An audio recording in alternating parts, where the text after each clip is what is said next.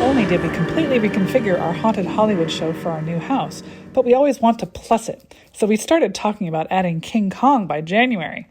After lots of searching, we stumbled upon a giant gorilla inflatable mascot costume that looked promising from the seller videos, so we used our Amazon points to order in June. It finally arrived from China in early August, looking like Kong himself had stomped on the box. Unpacking him, I saw his foot Velcro was loose, some fur was glued over his teeth, then when I pulled that off, 2 teeth were glued to his throat.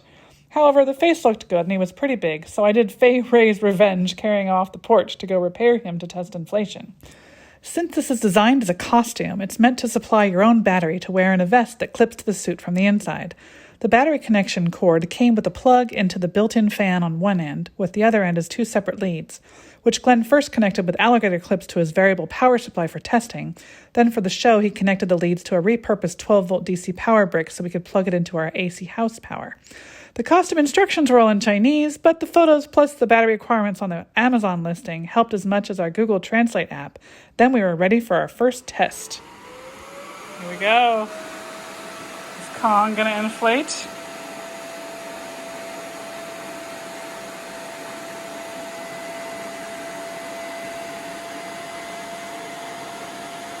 Yeah, he's inflating. Don't worry. Huh? Don't worry, it's coming to life.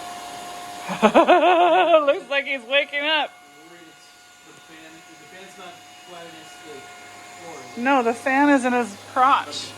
The fan's down here. We're gonna need a bigger boat. We're gonna need a bigger boat. Yeah! Kong is alive! It's alive! Yeah. I think he is he's almost 9 feet. He's definitely 7 feet because our ceiling here is 9 feet, isn't it? Not yet. Let me get a close up of his face. I gotta look up at Kong. Yeah. Arr, ah. Yeah, okay. That guy's tall and he inflates fine without a body inside. Success. Now that we knew Kong actually inflated, I needed to find his Fay Wray. I was hoping a cheap fashion doll would work, but the normal 11-inch dolls were too small to match the scale of the original 1933 Kong hand. After enough searching, I found a giant 28-inch Barbie that was the perfect size. After more free Amazon points, trimming out the magenta hair streaks, sewing her a new dress, styling her hair, and painting her Barbie pink shoes silver, she was ready for her not-so-close-up. I used clear monofilament fishing line sewn between the exterior fur and the inflatable lining to close Kong's grip tightly around the doll, and thankfully she never fell out. One advantage of an inflatable is that I was able to carry Kong myself out to the porch roof by climbing over our balcony railing. Positioning him was tricky, since tying around him would squeeze too much air out, so I carefully and strategically cut through the fur but not the inflatable lining, and sewed paracord through his skin from the back of one hand, up the back of the arm, across the shoulders, and out the other arm and hand. I was able to tie one hand to the strong gutter hooks I'd placed for Christmas decor, then the other end guided through more gutter hooks and down to the window wreath hook I could easily reach so I could tie it well. I needed a separate guideline under his neck or his head would flop forward too much, but then it looked like he was standing on the roof, ready to roar. The inflation fan is built into the costume behind the thigh, which meant blocked airflow when deflated, so we left him inflated as much as possible. We did unplug all power in advance of the big Sunday storm, so before the next show I had to climb out on the porch roof again to hold him up enough for the fan to inflate and adjust the neck guideline. Sure glad I'm not afraid of heights.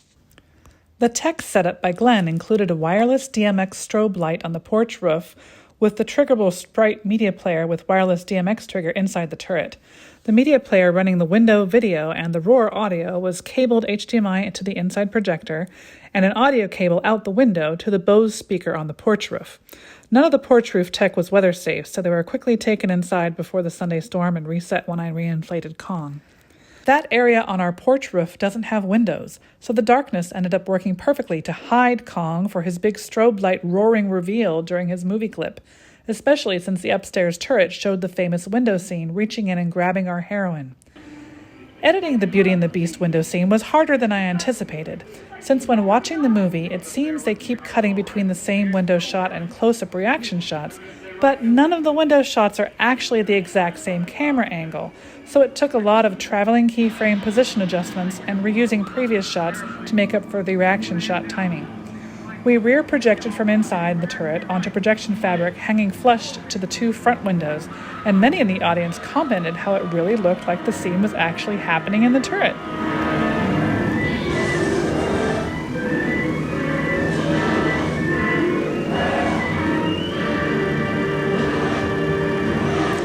All in all, we think we successfully plussed our show by adding King Kong. For now, Kong is safely double-bagged in our basement crawl space with his guide ropes intact and his Fay Wray still clutched in his hand, until he returns for a future haunted Hollywood Halloween.